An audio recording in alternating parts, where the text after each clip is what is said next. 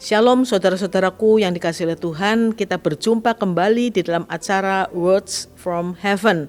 Hari ini saya akan berbicara tentang bagaimana Tuhan punya rancangan dalam hidup kita, dan ada banyak hal yang terjadi dalam hidup kita, tetapi Tuhan buktikan ya bahwa ketika kita taat, maka saudaraku akan menerima apa yang Tuhan janjikan, dan semuanya pasti terjadi. Itu sebabnya saya akan bacakan untuk saudara satu ayat yang tertulis dalam kitab Kejadian pasal 6 ayat yang ke-22. Lalu Nuh melakukan semuanya itu tepat seperti yang diperintahkan Allah kepadanya. Demikianlah dilakukannya. Firman Tuhan yang saya baca tadi menyatakan kepada kita bahwa Nuh itu melakukan semuanya yang Tuhan perintahkan itu dengan tepat. Ya, seperti kita tahu, itu zaman itu tuh saudara belum ada apa-apa, ya, belum ada alat-alat saudaraku. Jadi saudaraku, tetapi Tuhan perintahkan kepada Nabi Nuh di ayat yang ke-14 Kejadian pasal 6. Antara lain Tuhan bilang begini, saudara, buatlah bagimu sebuah bahtera dari kayu gofir. Bahtera itu harus kau buat berpetak-petak dan harus kau tutup dengan pakal dari luar dan dari dalam.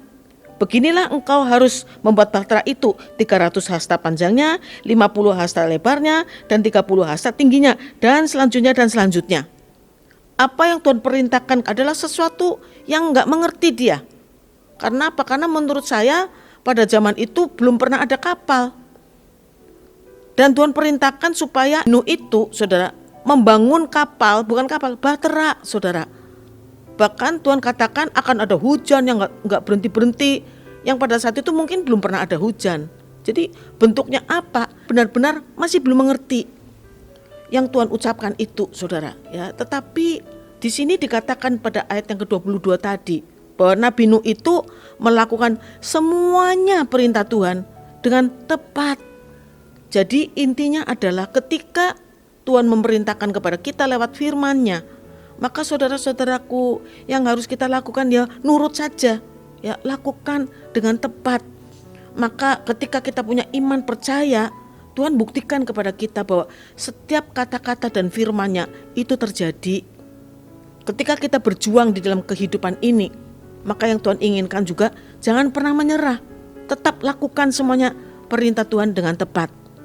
Ibrani pasal 12 ayat pertama itu berbunyi begini. Karena kita mempunyai banyak saksi bagaikan awan yang mengelilingi kita.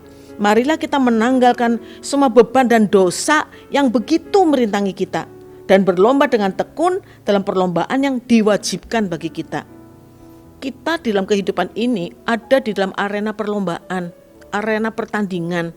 Saya bersyukur banyak firman Tuhan yang berbicara soal olahraga. Background saya dari olahraga. Jadi saya mengerti betul apa yang firman Tuhan ini katakan. Tekun, taat, dan selalu tepat melakukan firman Tuhan. Jadi saudaraku, dan itu perlu perjuangan. Maka di situ dikasih nasihatlah kita supaya Pak menanggalkan semua beban dan dosa yang begitu merintangi kita. Beban dan dosa itu merintangi kita, saudara. Bebannya apa, saudaraku? Kadang-kadang beban itu datangnya dari mana? Dari perkataan-perkataan orang.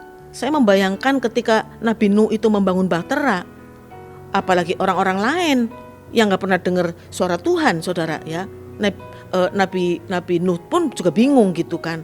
Jadi saudaraku, orang-orang lain pasti nanya-nanya, kamu lagi ngapain?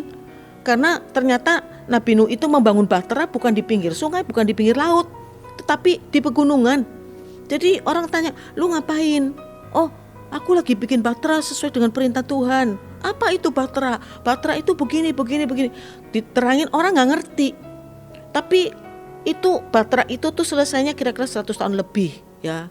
Jadi saudara, dalam bayangan saya setiap hari orang tuh nanya-nanya loh ke Nabi Nuh, lu ngapain?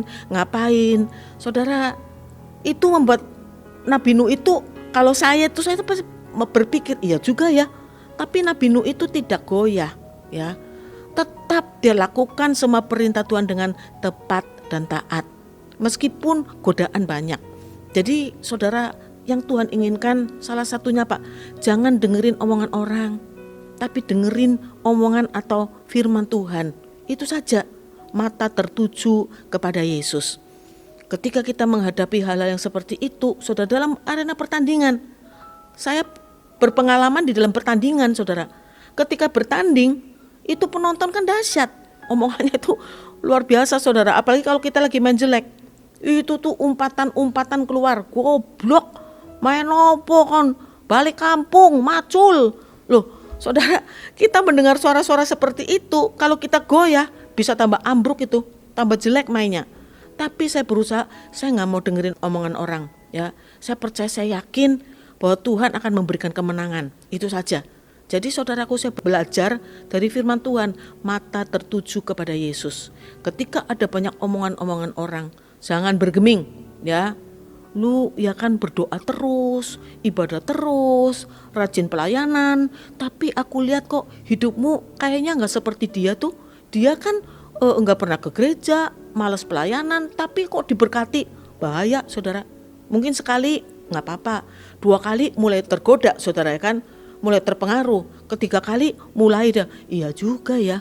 Jadi saudaraku, mari jangan mendengarkan kata orang itu beban menjadi beban, ya. Jadi mari saudaraku yang dikasihi Tuhan, tanggalkan semua beban dan dosa yang begitu merintangi kita, berlomba dengan tekun, lakukan semua perintah Tuhan dengan tepat. Amin, saudara. Mari kita berdoa. Kami bersyukur kepada Tuhan untuk firman-Mu pada saat ini, Tuhan. Mari Tuhan, Engkau urapi setiap firman yang sudah keluar, sehingga tidak akan kembali dengan sia-sia. Semuanya bisa memberikan kekuatan, penghiburan, dan bahkan nasihat-nasihat kepada saudara-saudara seiman yang pada saat ini mendengarkan. Terima kasih, bila nama Tuhan semakin ditinggikan dan dipermuliakan. Dalam nama Tuhan kami Yesus Kristus, kami sudah berdoa. Amin. Jika saudara merasa diberkati lewat pemberitaan firman Tuhan ini, saudara boleh share kepada keluarga, kepada teman-teman, sahabat-sahabat saudara, dan supaya kiranya menjadi berkat bagi semua yang mendengar. Amin. Tuhan Yesus memberkati saudara semua.